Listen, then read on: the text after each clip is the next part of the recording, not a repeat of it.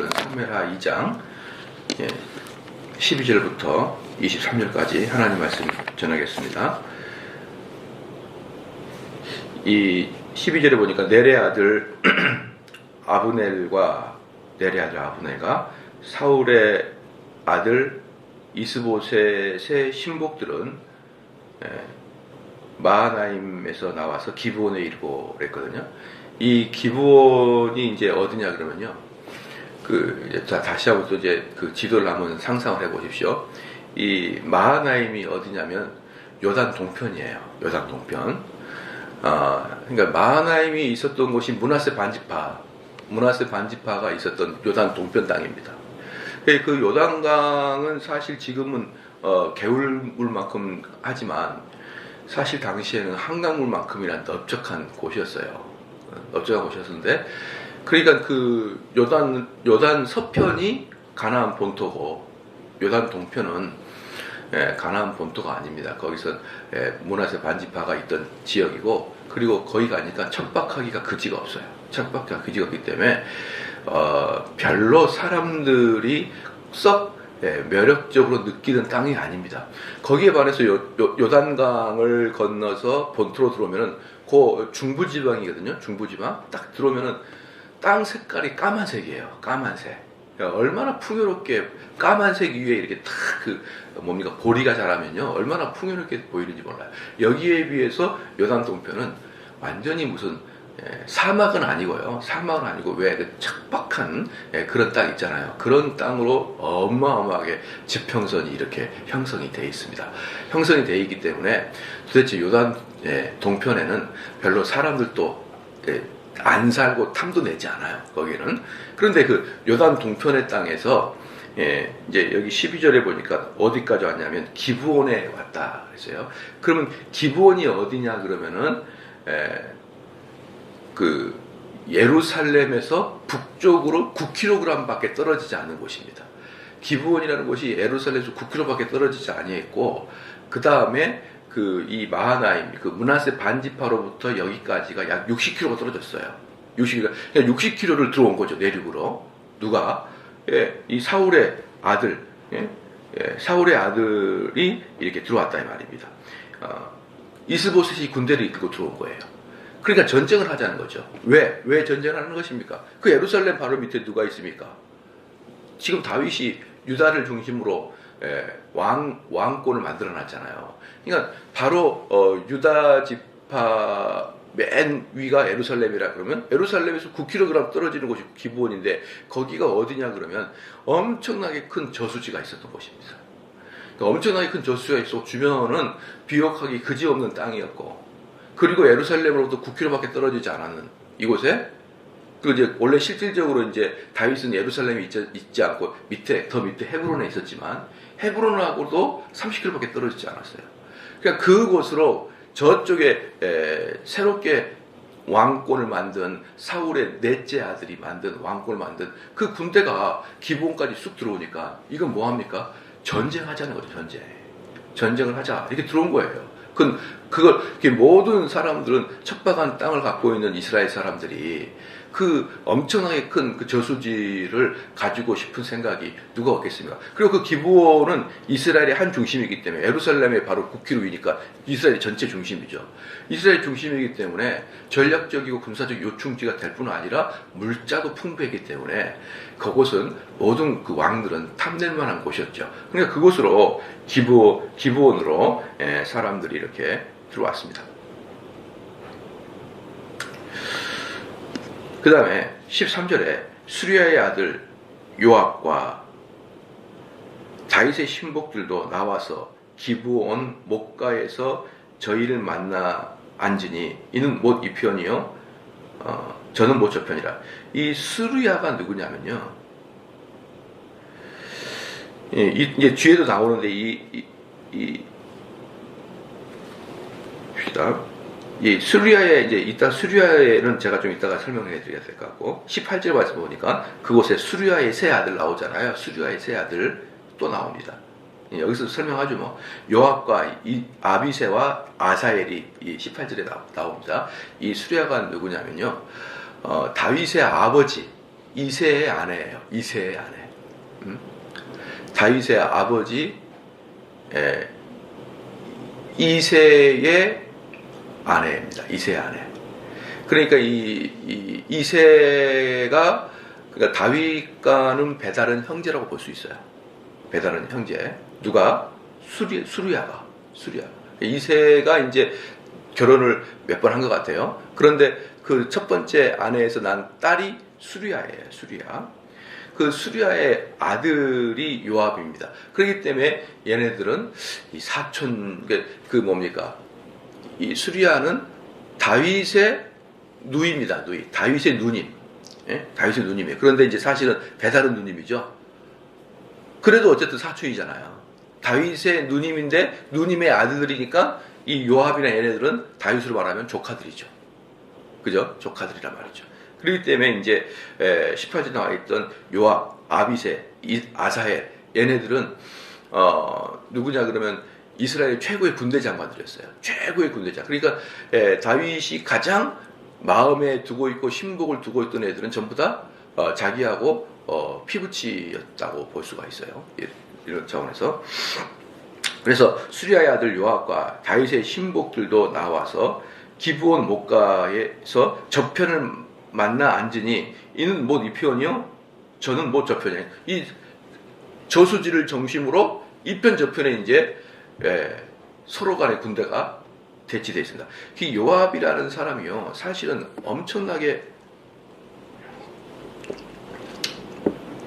엄청나게 그 다윗에게 훌륭한 일을 했지만 사실 요압이 다윗의 속을 엄청나게 상하게 하죠. 다윗의 아들을 단창으로 찔러 죽인 애도 결국은 요압이잖아요. 그러니까 요압이라는 사람은 용맹스럽지만 또 하나 자기가 제거하고자 하는 사람은 끝까지 제거해버리는 그런 또 그 아주 뭡니까 좀 악한 사람이에요. 악한 사람. 자기가 그러니까 자기 죽은 다윗이 죽이지 말라고 한 사람을 3명을 죽이거든요. 그냥 자기 죽은의 뜻에 맞지 않고 자기가 결정을 내려버린 것이죠. 그러니까 그런 사람이 다윗의 바로 밑에 제2인자라 이 말입니다. 그러니까 다윗이라는 사람이 참 이 녀석을 제거도 못하고 아주 골치 아픈 거죠. 아주 권세, 실질적으로 군대를 통솔하고 있으니까 상당히 다윗에게는 골치 아픈 존재인데 이 사람이 다윗에게 정말 오른팔 역할을 했지만 또 다윗의 말을 따박따박 듣지 않고 자기 나름대로 이렇게 결정을 하게 되므로 이렇게 이제 사실 다윗의 마음속엔 요압이 편치는 않습니다. 자기가 옳다 그러거나 또는 성격도 아주 급해요. 성격도 아주 급하는데 성격이 급한 사람들은 빨리 분노도 식거든요. 빨리 분노도 식근데 이 사람은 성격도 급한 데다가 분노도 오래가고 오랫동안 마음속에다가 언젠가는 그 일을 저질러버리고 많은 아주 우리 편일 때는 좀 괜찮은데 너희 편일 때는 아주 잔인한 그런 성격의 사람이 요압이에요. 요압입니다. 그런데 이 요압이라는 사람이 여러분이 잘 아다시피 이스라엘의 뭡니까 다윗의 군대 중에 아주 최정점 군대 장관을 사령관을 했던 사람이 요압입니다. 그러니까 요압 군대와 그 다음에 이쪽에 사울 계열의 군대가 서로 대치하고 있다.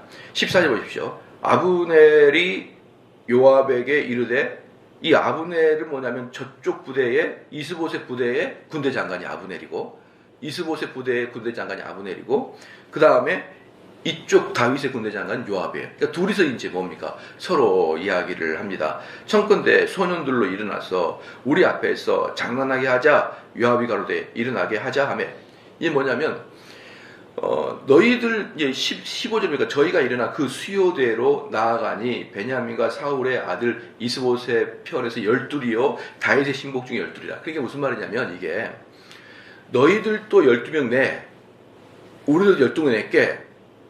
자, 서로 한번 12명씩 용사들을 내보자. 그리고 서로 한번 싸움 한번 해보자. 이렇게 하는 겁니다. 전쟁이 일어나기 전에 전쟁의 그 마음을 더욱더 이렇게 흥분시키고 이러기 위해서 여기서 12명, 저기서 12명을 나와서 싸움을 시켜보자는 거예요. 그러면 여러분들 잘 아다시피 이건 대표로 나오는 거잖아요. 대표로 나온 거기 때문에 진짜 싸움 잘하는 사람들로 아마 냈을 거예요. 그렇죠? 그 너희 12, 우리 12 하자 이랬는데요. 참 재밌습니다. 16절에 각기 적수의 머리를 잡고 칼을 적수의 옆구리를 찌르매 일제히 쓰러진지라. 그러므로 그것을 헬가 타수림이라고 일컬었으며 기브온에게 있더라. 뭐냐 그러면 12이 나왔는데 어떻게 전쟁을 하냐면 적군의 상대편의 머리를 잡고 옆구리를 찌르는 거예요. 머리를 잡고 옆구리를 찌르는 겁니다. 이건 뭘 의미합니까? 칼만 들고 나왔다는 거예요. 방패 같은 거 필요 없이. 그러니까 이것은요 사륙입니다. 사륙. 그러니까 요압 만약에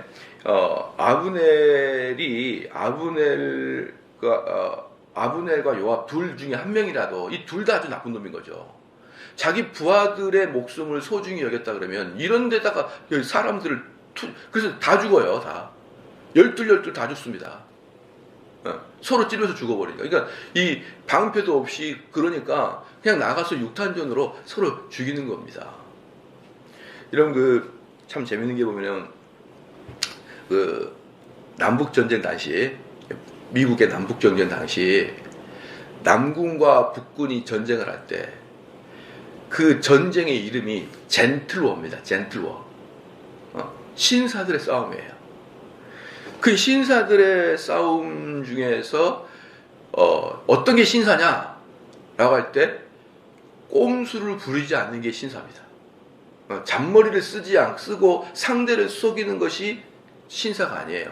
그러니까 신사들의 전쟁은 뭐냐면 속이지 않는 정정당당한 전쟁이 젠틀워입니다. 그게 어떻게 하냐? 똑바로 일줄로 서가지고 땅땅땅땅 딱 들어가서 팍팍 죽어요. 그냥 이렇게 숨고 포복하고 기고 이런 거 안 하고 추접스럽잖아요. 그러면 뭐 숨고 바위 밑에 숨고 막 따끔따끔 하면 추접스럽잖아요. 그러니까 당당하게 속임 없이 나 가다가 다 죽어요. 이게 뭐 하는 짓입니까? 이래가지고 엄청 많이 죽었어요. 엄청 많이 죽었습니다. 전쟁에 무슨 젠틀워가 있습니까? 생명이 중요한 것이지. 여기서도 마찬가지입니다. 12명 하는데 싸워서 진짜 이기려고 그러면 전쟁을 하든가 전체가 전쟁을 하든가 아니면 방패 딱 가지고 해야 되는데 젠틀워예요. 칼만 딱 가지고. 가끔 보면은 뭡니까 권투한 사람도 서로 난타전을 하는 거예요. 피하지 않고 누가 맷집이 세가 그러다가 여러분 골병 드는 겁니다. 그러니까 여기에서 요압이나 아브넬 이 사람들은 뭡니까? 자기 공명심에 의해서 여러분 밑에 부하들을 다 죽이는 것입니다. 만약에 이게 자기 그 청년들이었죠. 소년들로 일어나게 하자. 소년들이 뭐냐면 용맹한 청년들이에요. 청년들이 자기 동생들 했으면 이렇게 했겠습니까? 그러니까 자기들의 공명심에 의해서 자기 부하들의 목숨을 파리 목숨처럼 여겼던 애들이 이 둘이었어요. 아브넬과 요압이었습니다. 그래서 그 앞에서 다 죽었던 것이죠. 그 앞에서. 이걸 보면서 참 느낀 게 뭐냐면 옛날에 이런 말 하더라고요. 전쟁이 승리할 때는 총사령관이 영광을 받고 전쟁을 결정하는 그 국가의 뭡니까? 대통령과 그 다음에 국가의 국회의원들이 전쟁을 결정할 거 아니에요. 그죠? 전쟁을 결정하는 사람들은 전쟁에서 죽지 않고 젊은이가 죽는다 이 말이 있어요. 전쟁하자! 뭐 우리 민족 전쟁하자! 이렇게 해놓고 자기들은 안 죽어요. 그리고 실제로 그 국민 젊은이들이 죽습니다. 이거죠. 이거 여기서도. 여기 보면요. 만약에 저는 이렇게 생각합니다.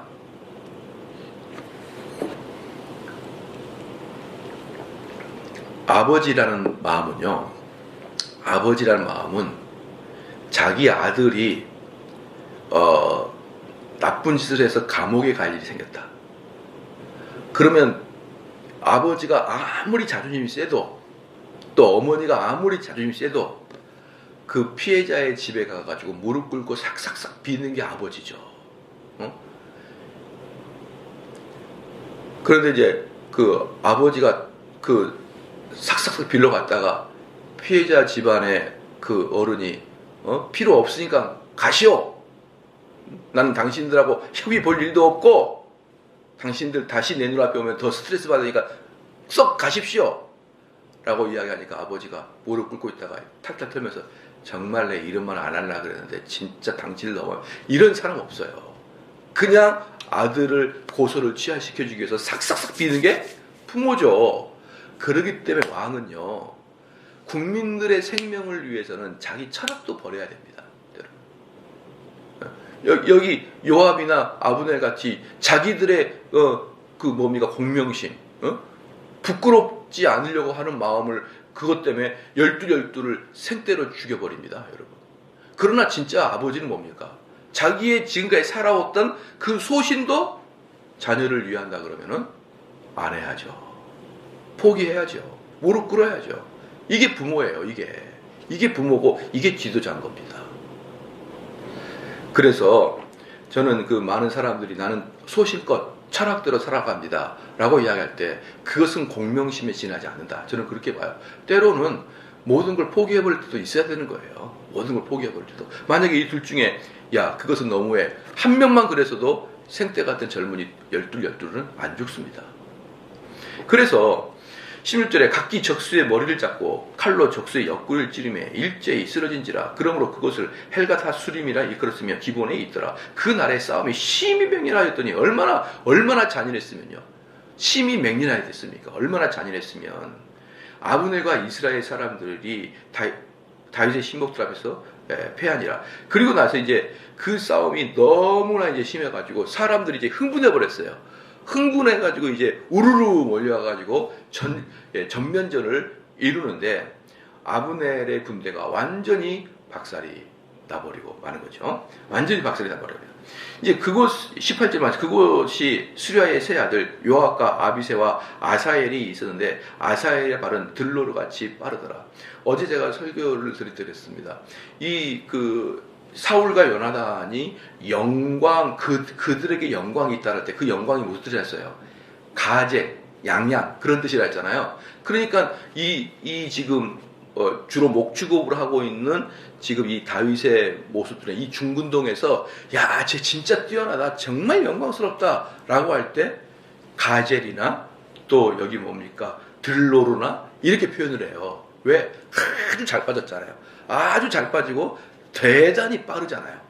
그렇잖아요. 그러니까 야, 저 사람 참 들로르 같다. 저 사람 참 가젤 같다. 이렇게 말해주는 것이 그들에게는 대단한 칭찬이었어요. 그런데 이 수리아에게는 세 아들이 있었는데 이 세 아들 다 대단한 군대 장수였습니다. 특별히 이제 그 중에서 셋째 아들 아사엘이 들로르와 같이 달리기가 빨랐습니다. 들로르가 빨랐어요. 근데 19절에 아사엘이 아브넬을 쫓아 달려가되 좌우로 치우치지 않고 아브넬의 뒤를 쫓으니 이제 폐색이 짙은 아브넬의 군대를 이 아사엘이 쫓는 것입니다. 근데 아사엘이 달리기가 빠르니까 축축축축 막 치고 나가는 거예요. 그러니까 아브넬이 막 도망가는 거죠. 아브넬 그 적군의 장수의 목을 베는 것은 얼마나 영광스러운 일입니까? 그러니까 이제 이 마지막에 자기가 이 아사엘이 마지막 공을 세우기 위해서 막 뛰어가면서 걔를 잡으려고 합니다. 그러니까 여기서 보면 19절에 아사엘이 아브넬을 쫓아 달려가되 좌우로 치우치지 않고 아브넬의 뒤를 쫓으니라. 사랑하는 성도, 저는 재미있는 생각이 떠올라요. 우리는 좌우를 치우치지 않고 정도로 가야 되잖아요. 그죠? 근데 전장에서 좌우를 보지 않고 앞 직진하면 죽음이죠. 어디에 함정이 있는지 어디 매복인지 어떻게 합니까? 그러니까 전쟁에서는 참 직진. 그래서 재밌는 게 뭐냐면요. 한 분야에 성공한 사람은 한 우물을 판 사람이에요. 근데 한 우물 잘못 봤다가는 망해 죽습니다. 팠는데 뭐 수맥과는 전혀 상관없는 곳을 파놨어요. 그러니까 이게 어느 게 정답이 없는 거예요. 한 우물을 파야 전문가가 되는데 맨 땅에 화물 우물 팠다가 결국은 아무것도 못 발견하고 인생 망가질 때도 있고. 여러분 아는 게 힘 맞죠? 아는 건 힘이에요. 근데 또 아는 게 병입니다. 인생이라는 게 그게 다 하나의 철학을 가지고 살아갈 수 없는 게 인생이에요. 나의 인생관은 이거야. 나의 인생의 목표야. 이렇게 밀고 나가면 안 됩니다. 인생은 항상 이렇게 한 가지 일을 두 개로 해석이 가능하게 되어 있는 거예요. 그럼 우리는 나는 지금까지 평생 좌우를 돌아보지 아니하고 그 진리를 따라서 살았습니다. 라고 말할 때 때로는 그 성향 때문에 내 주변에 있는 사람이 힘들어질 수 있어요. 내가 좌우를 보지 않고 살아왔기 때문에. 내 자녀들, 내 처가 어떻게 생각할지 모르고 나는 옳다고 생각하는 대로 살아왔는데 내 인생에서 그것은 나에게 어떤 영웅담이 될지 몰라도 내 때문에 우리 가족과 내 근방인 사람들이 힘들어질 수 있다는 거 여러분 알고 계시잖아요. 그래서 여기서도 마찬가지예요. 이 아브넬을 쫓으는데 아사헬이 좌우를 보지 않고 쫓아가니까 하나님의 진리의 말씀을 말할 때는 좌우를 보지 않고 쫓을 때는 참으로 합당한 사람인데 전장에서 좌우를 보지 않는 것은 함정에 딱 빠지기 좋은 그런 습성인 것입니다. 그래서 20절에 아브넬이 뒤를 돌아보며 가로되 아사헬아 너냐 대답하여 내로라. 그냥 도망가면서 딱 보니까 아사헬이에요. 아는 놈입니다. 왜 아는 놈입니까? 이 요압하고 아사헬은 서로 또 친분이 있는 사람이거든요. 그러니까 보니까 막 빨리 돌아오는데 그 요압의 막내 아들이 그렇게 자기를 쫓아오는 것입니다. 그러니까 21절에 아브넬이 저에게 이르되 너는 좌편으로나 우편으로나 치우쳐 소년 하나를 잡아 그 군복을 빼앗으라 하되 아사헬의 치우치지를 원치 않고 그 뒤를 쫓으매. 그러니까 이제 아브넬이 돌아보면서 이거예요. 이 뜻은 뭐냐면 너가 나를 잡아서 어떤 그 큰 훈장을 받으려 그러느냐 이 뜻이에요. 내가 군대 장관이라고 나를 잡아서 큰 훈장을 받으려 그러나 너 나 하나 목표 잡고 뛰어오지 말고 좌우 널려있는 시체를 보고 그 시체 중에 군복 하나 가져가서 그 공로 세워라 이 말이에요. 그러니까 무시를 하는 거죠. 네가 어디에 안전이라고 나를 쫓아와. 너는 저기 널려있는 일반 사병들 옷이나 벗겨가가지고 공로나 세워라 이렇게 빈정거리면서 도망가는 겁니다.